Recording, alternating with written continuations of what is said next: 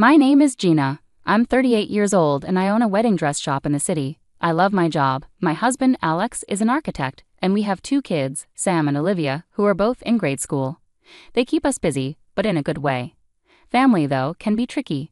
I get along well with Alex's parents and his younger brother, Mike. But his older sister, Carol, is a different story. She's 42, has been married 3 times, and is always looking for husband number 4. If there were an easy way to deal with her, I would have found it by now. Let me describe a typical family dinner at my in-laws' house. The dining room is cozy and well-lit, full of conversation. Alex's mom is as sweet as ever, putting food on the table. Mike and his wife, Jane, are helping with the kids, keeping them busy. And then there's Carol, lounging dramatically on a chair with a glass of red wine, talking loudly enough to overpower everyone else. Carol, waving her glass, says, "So Gina, still playing dress-up with those brides? When are you going to design something real, like haute couture or something?" I hold back my response, focusing on serving mashed potatoes. I've learned that arguing with Carol only makes things worse. Mike jumps in, trying to change the topic. "Hey Carol, heard you're planning another wedding. What's the lucky guy like?" Carol smirks. "Oh, you know, successful, rich, the usual. Not that you'd get it, little brother." Jane gives me a sympathetic look. She knows what it's like to deal with Carol. We exchange a knowing eye roll. The dinner continues with the usual mix of jokes and jabs, especially from Carol. She's skilled at making conversations about herself. Alex catches my eye and gives me an encouraging nod. We're a team, and handling Carol is just one of the challenges we face together as a family. As the evening winds down and we say our goodbyes, I hug my mother-in-law tightly, feeling her support. Driving home, Alex reaches for my hand. "You okay?"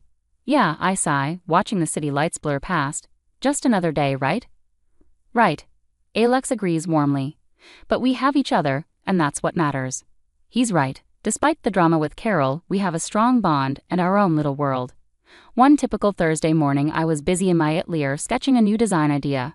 The studio was peaceful, with only the gentle hum of the sewing machine where Lisa, my assistant, was working on an urgent order. That's when my phone rang. It was Jane, Mike's wife. "Hey Gina, guess what? You won't believe what I just heard," Jane's voice crackled mischievously over the phone. I leaned back, eager for a break from the morning routine. "Tell me, what's the scoop?" "So, Carol's tying the knot again. 4th time's a charm, right?" Jane chuckled, and I couldn't help but join in. "Seriously? Again? What's the story this time?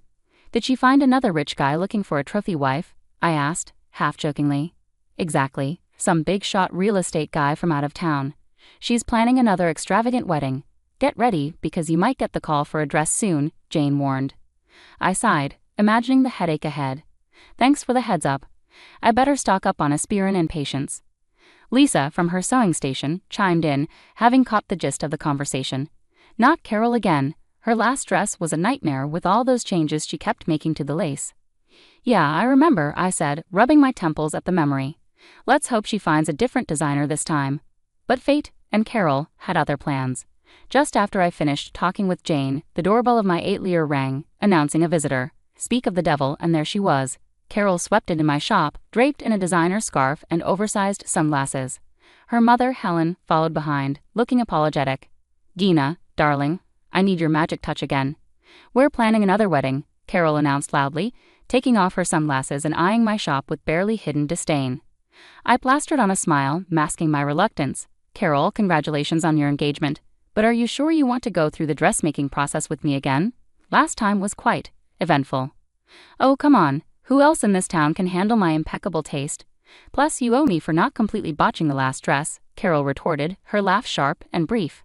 Helen gave me a pleading look. "Gina dear, I know Carol can be a handful, but we really need your help. You know, family." "Yeah, family."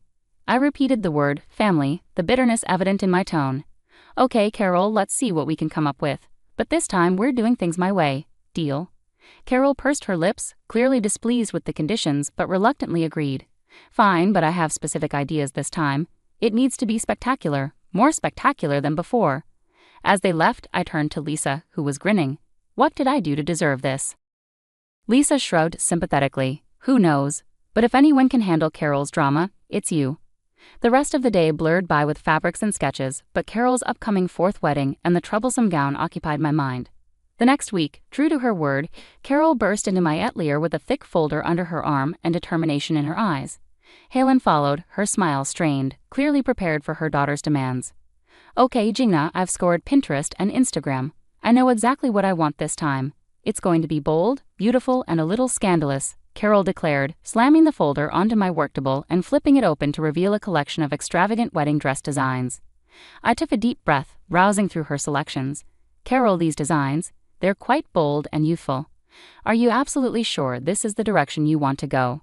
What's that supposed to mean, Gina? You think I can't rock these styles? Carol snapped sharply. No, Carol, it's not that. These designs are just very revealing. Maybe we can adjust them to better suit your taste, I suggested, hoping to find common ground. Carol brushed off my concerns. I know exactly what I want, Gina, and I want something that will wow everyone. So can you make it happen or not? Reluctantly, I nodded and grabbed my sketch pad. Okay, let's refine these ideas a bit. How about we start with the silhouette?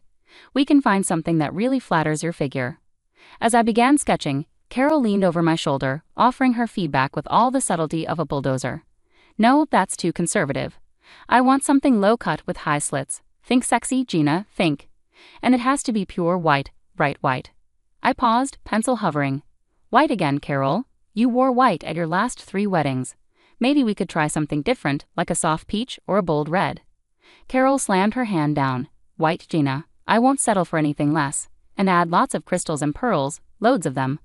The fitting sessions that followed were just as intense. Each time Carol came in, she demanded changes. More beads here, less stitching there. Make it more fabulous, Gina. It's not hitting the mark yet. Each request came with a please that sounded more like a command.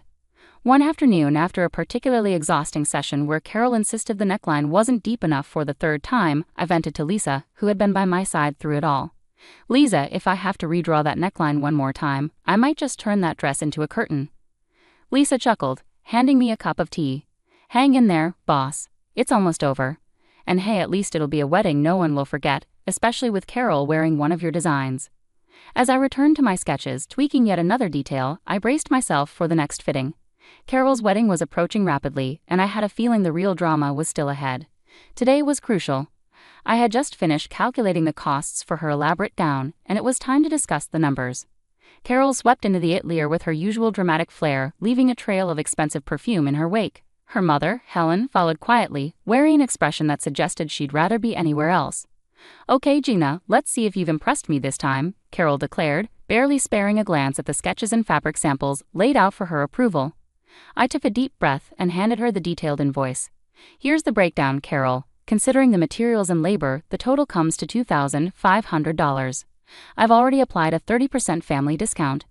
Carol's eyes widened as she glanced over the document. She slammed it onto the table, causing a spool of thread to tumble to the floor with a clatter. Listen, Gina, I'm marrying a top businessman. My wedding will be full of wealthy, influential guests. Think of this as a prime advertising opportunity for your business. You should be paying me to wear your dress. I stared at her in disbelief. Paying you, Carol? I've already given you a significant discount. I can't afford to give away dresses, even for family. Helen tried to intervene, her voice gentle. Carol, dear, Gina has been very fair with the pricing. Let's not.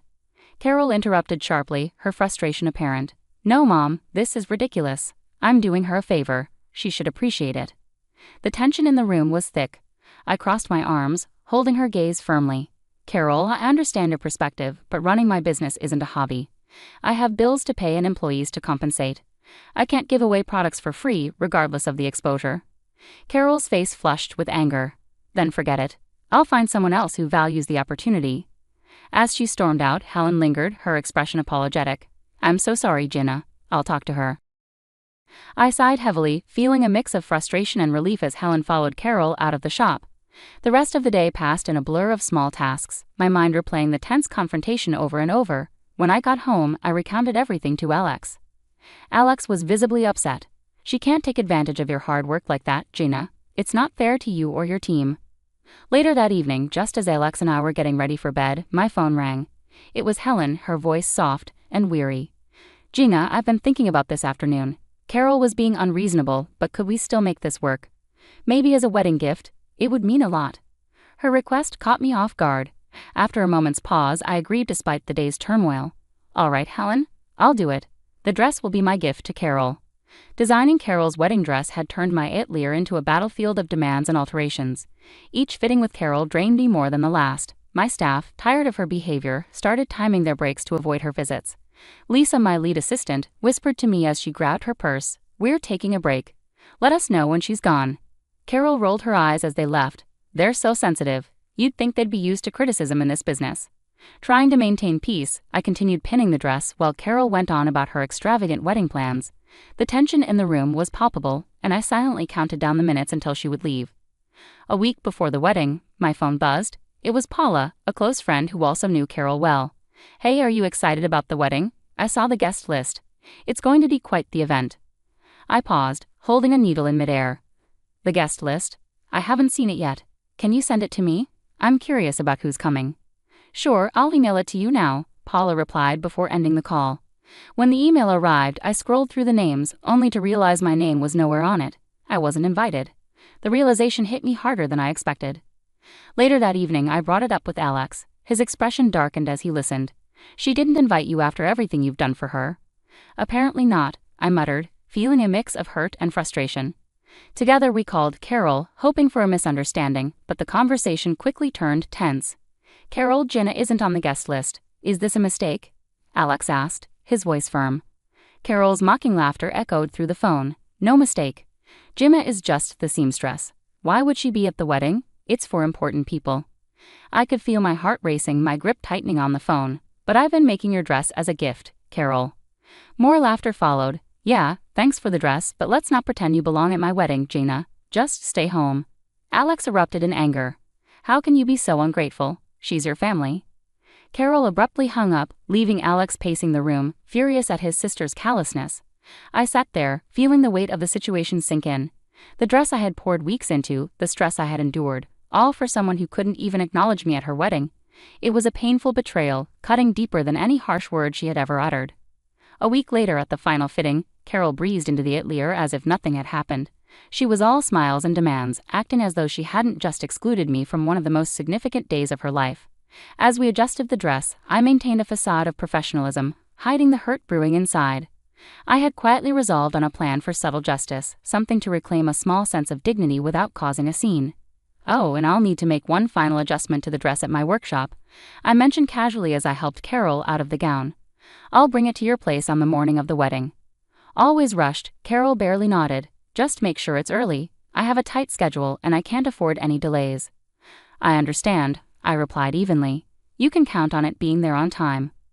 On the morning of the wedding, Alex and I arrived at Carol's house with the beautifully packaged dress in hand. My heart raced, not out of nerves for the event, but from anticipation of her discovering my small surprise. Carol greeted us coldly at the door, snatching the dress box without a word of thanks. "Alex, you can stay. Gina, you should leave now. We wouldn't want to upset the important guests," she said icily. I maintained my smile, concealing the hurt her words caused. "Of course, Carol. Have a wonderful day." Alex glared at her, clearly upset, but he squeezed my hand and chose to leave with me. As we walked back to the car, his support gave me strength.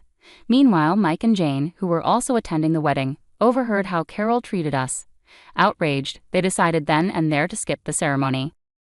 Mike came over to our car before we could drive away. "I can't believe she treated you like that, Gina. We're not staying either. It's one thing to be demanding about your wedding, but it's another to be outright cruel," Mike said, clearly upset. As we tried to lighten the mood, my phone buzzed. It was a text from Paula, who had stayed at the wedding. "Something's up. Carol looks furious. Did you do something?" the text read. I couldn't help but smirk. Just a little wedding gift. Alex and I had just settled down with our morning coffee, finally enjoying a quiet moment, when a sharp ring of the doorbell shattered the peace. We exchanged looks, sensing the day wasn't quite over. I opened the door to find Carol standing there, red-faced and furious, clutching a simple piece of cloth. Her mother, Helen, stood beside her, a mix of embarrassment and frustration on her face. Carol's fiancé, a stern-looking man, hovered in the background, his expression grim. "What is this, Gina?" Carol thrust the cloth at me as if it were damning evidence. "Explain this now." I took a deep breath, my resolve unwavering. "That's your wedding dress, Carol. Considering your behavior and how you've treated everyone, that piece of cloth seems more than fair." Her face contorted with anger. Carol stepped closer, her hand raised as if to strike. "You've ruined my wedding," I shuled. Helen intervened, catching her daughter's arm mid-air. "Carol, stop this right now. Violence won't solve anything. Her fiancé finally spoke up, his voice firm and cold. I can't do this, Carol. You've shown your true colors. The wedding is off. With that, he turned and walked away without looking back. No, please don't leave, Carol pleaded, her voice cracking with anger and desperation. But he didn't stop, disappearing around the corner. Left standing with only her mother, Carol redirected her fury towards me. Look what you've done. Are you happy now? You've ruined everything. Before I could respond, she stormed off, her mother following after her with an apologetic glance back at us. Closing the door, I leaned against it, feeling Alex's hand on my shoulder. Are you okay? He asked softly. Yeah, just shaken, I admitted, and we moved back to the living room, trying to process the rapid unraveling of the evening. It wasn't long before my phone rang again. I answered to hear Jane on the other end, her voice urgent.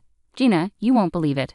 Carol's refusing to pay the wedding organizers now, and it's turned into a huge mess. They've called the police. My heart sank. Oh no, that sounds awful. Did they really have to call the police? Yes. She was causing a scene, screaming at them, demanding her money back since the wedding didn't go through. It escalated quickly, Jane explained. As I hung up, I sank heavily into a chair, guilt gnawing at me. Maybe I went too far, Alex. This all feels like it's spiraling out of control. Alex sat beside me, taking my hand. You stood up for yourself, Gina. Carol's behavior has been unacceptable from the start. This is on her, not you. Despite his reassurance, I couldn't shake the pang of sympathy for Carol. She was family, difficult as she was. After the tumult of Carol's failed wedding day, life slowly returned to normal, but the dynamics within our family had changed irreversibly. Alex and I decided to cut off contact with Carol. The fallout wasn't just a cancelled wedding, it had revealed deeper issues in our family that had been ignored for too long. One quiet Sunday morning, Helen joined us for coffee. The tension in the room was palpable as she walked in, but her first words broke the ice. I want you to know, Gina, I'm not upset with you. If anything, I blame myself for how Carol turned out. I've always given in to her, ever since she was little. I've spoiled her. I poured her a cup of coffee, and we sat at the kitchen table, a gentle breeze playing with the curtains.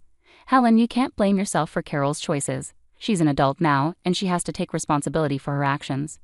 Helen took a sip of her coffee, her eyes filled with sadness. You're right, Gina. It's just so difficult. She's my daughter, and it hurts to see her making these mistakes. I reached across the table and squeezed her hand. I understand. You love her deeply, but sometimes tough love is necessary. Maybe this will be a turning point for her.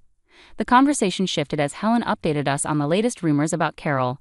Apparently she had amassed significant debts, counting on a grand wedding to a wealthy groom to improve her financial and social status. Now that the wedding was off and the groom had left, she was allegedly avoiding creditors. It's a mess, Helen confessed, shaking her head. She's keeping a low profile, trying to sort things out. I just don't know how she plans to handle all the money she owes. Alex, who had been quietly listening, finally spoke up. Mom, it's a tough situation, but maybe facing these consequences will be a turning point for her. She might learn to be more independent and stop relying on others to bail her out. Our conversation delved deep, blending regret with a glimmer of hope. It was evident that Helen struggled with balancing her love for Carol and her frustration with her actions. Before she left, Helen embraced me tightly. Thank you, Gina, for being honest and handling everything with such grace. I'm sorry it had to come to this. I hugged her back, offering reassurance. It's okay, Helen. We're family and we'll find a way through this. It might take time, but we'll work things out. After Helen departed, Alex and I spent the rest of the day in contemplative silence. The situation with Carol had left a lasting impression, reminding us of the complexities within family relationships and the valuable lessons that can emerge from confronting difficult realities.